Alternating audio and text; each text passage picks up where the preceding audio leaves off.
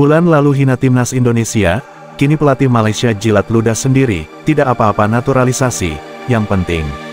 Pelatih timnas Malaysia Peter Ceklamovski menegaskan skuad Harimau Malaya bakal kedatangan pemain naturalisasi baru. Peter Ceklamovski sebelumnya memanggil 38 pemain untuk pemusatan latihan TC Timnas Malaysia akhir Mei ini.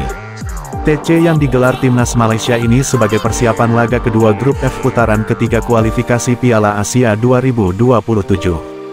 Skuad Harimau Malaya akan ditantang Timnas Vietnam. Duel keduanya berlangsung pada tanggal 10 Juni di Stadion Nasional Bukit Jalil, Kuala Lumpur. Baik Malaysia maupun Vietnam dituntut meraih kemenangan dalam pertandingan ini, karena sangat krusial, khususnya terhadap nasib keduanya dalam perebutan satu tiket ke putaran final Piala Asia 2027 di Arab Saudi. Hanya ada satu tiket yang tersedia dan akan diberikan kepada juara grup di putaran ketiga kualifikasi. Skuad terbaik pun dipersiapkan, khususnya Malaysia meski sudah memanggil 38 pemain, masih akan ada lagi yang bergabung. Menariknya, pemain yang bergabung diindikasikan berstatus naturalisasi dan tidak hanya satu, tapi beberapa. Hal itu dibeberkan langsung oleh Peter Ceklamovski selaku pelatih timnas Malaysia saat ini. Kemungkinan besar akan ada pemain naturalisasi yang bergabung pemusatan latihan timnas Malaysia jelang laga melawan Vietnam. Proses naturalisasi sedang berlangsung dan beberapa pemain akan bergabung ke skuad. Kami belum siap merilis informasi itu saat ini. Saya dapat menjamin pemain sudah memiliki dokumen sah akan masuk ke dalam tim. Masalahnya adalah waktu. Saya berharap dapat mengumumkan kabar baik ini para penggemar pada awal Juni. Peter Ceklamovski mengaku tak mempermasalahkan pemain Malaysia yang dinaturalisasi berstatus keturunan atau asing. Ia akan menganggap semua pemain tersebut adalah orang Malaysia dan mau berjuang untuk tim nasional. Yang penting mereka adalah orang Malaysia, mereka haus akan perjuangan dan bersedia berkorban demi negara ini. Mereka tak hanya menumpahkan keringat, tetapi juga darah dan air mata demi bendera Malaysia.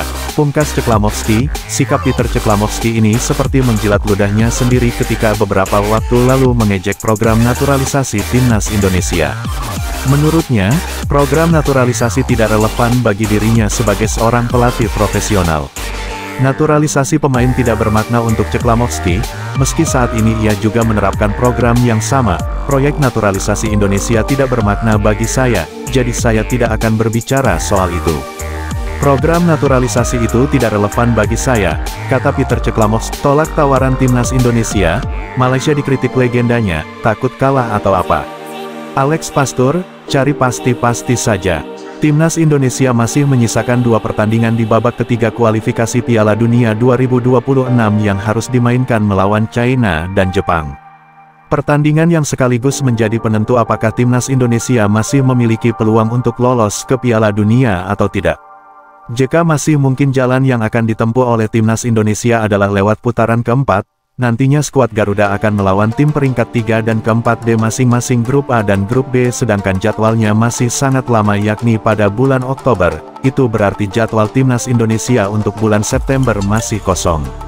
Hal inilah yang tampaknya akan dimanfaatkan untuk menjalani laga uji coba dengan negara lain, salah satunya adalah timnas Malaysia. Sayangnya tim negeri jiran tersebut sampai saat ini belum memberikan respon apa-apa kepada PSSI. Momen yang membuat legenda mereka kecewa dan mengkritik keputusan dari Malaysia. Dalam 1 tahun terakhir jadwal timnas Indonesia dapat dikatakan sangat sibuk. Itu terjadi karena skuad Garuda harus bermain di babak ketiga kualifikasi Piala Dunia.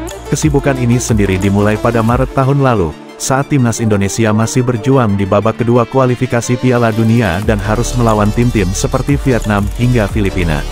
Untungnya 2 negara tersebut mampu diatasi satu persatu sehingga membuat skuad Garuda lolos ke babak ketiga kualifikasi Piala Dunia. Berhubung lolos maka di kalender FIFA Matchday lawan timnas Indonesia sudah langsung ditentukan dan itu adalah pertandingan resmi bukan pertandingan uji coba lagi. Babak ketiga sendiri berlangsung mulai bulan September hingga Juni tahun ini. Timnas Indonesia tidak bisa menjalani laga uji coba dengan negara lain karena jadwalnya sudah digunakan untuk bermain di babak ketiga kualifikasi Piala Dunia. Hal inilah yang menjadi alasan mengapa pertandingan antara Indonesia melawan Belanda akan sangat sulit digelar, karena kedua tim memiliki kesibukan masing-masing di setiap FIFA Matchday. Sesuatu yang sangat disayangkan karena sejatinya PSSI dan KNVB sudah bertemu untuk membahas laga uji coba tersebut. Namun uji cobanya masih terkendala jadwal yang belum pas untuk tahun ini. Sejatinya ada waktu yang bisa dipertimbangkan untuk mempertemukan antara timnas Indonesia melawan timnas Belanda. Jadwal yang pas adalah bulan September karena di bulan itu timnas Indonesia sudah tidak memiliki jadwal. Sayangnya hal berbeda malah dialami oleh Belanda karena mereka harus bermain di babak kualifikasi Piala Dunia di bulan September, masing-masing melawan Polandia dan Lituania. Indonesia pertimbangkan negara lain untuk laga persahabatan berhubung timnas Belanda tidak bisa, maka skuad Garuda harus mencari negara lain yang bisa diajak beruji coba. Awalnya sudah ada beberapa negara yang dirumorkan bakal melawan skuad Garuda, salah satunya adalah timnas Rusia. Selain Rusia juga ada dua negara lain yakni Uzbekistan dan Kazakhstan, tapi kabar itu perlahan mulai menghilang dan sampai saat ini belum jelas apakah jadi atau tidak. Namun rumor Indonesia melawan Rusia itu akhirnya coba dijawab oleh Erick Thohir. Intinya ketua PSSI tersebut sudah merespon ajakan dari Rusia, sayangnya jadwalnya kurang pas dan Erick Thohir kemudian meminta agar pertandingannya dilakukan tahun depan saja. Kami sudah menjawab, Rusia sudah mengirim surat tetapi mereka minta September atau Oktober, tapi kan Oktober kita tidak bisa dan September, kita sudah respons, jadi ya kami bilang kalau nanti untuk tahun depan ya boleh saja kalau window-nya cocok, jendela untuk FIFA Match Day-nya ada ya kami terbuka saja, kata Erick Thohir di Tangerang Selatan. Mereka adalah Kuwait, Lebanon dan Malaysia. Jika jadi maka pertemuannya akan terjadi di bulan September dari tiga negara tersebut.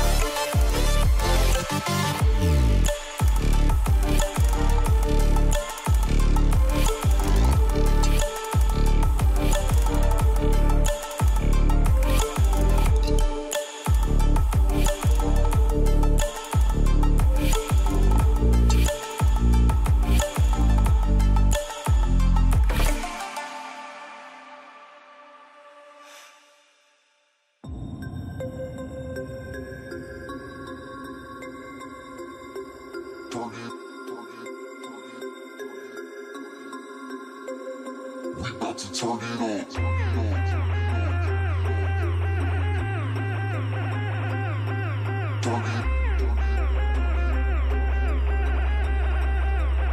We about to turn it on.